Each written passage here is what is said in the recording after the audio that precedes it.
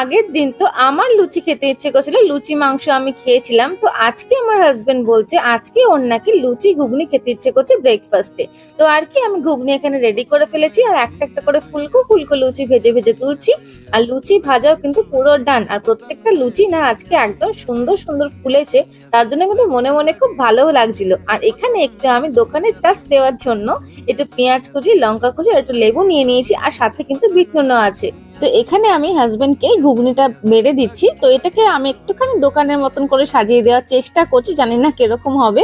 ওপর দিয়ে একটু কাঁচা পেঁয়াজ দিলাম, তার উপর একটুখানি কাঁচা লঙ্কা দিলাম, আর একটুখানি লেবু আর একটু বিট নুন।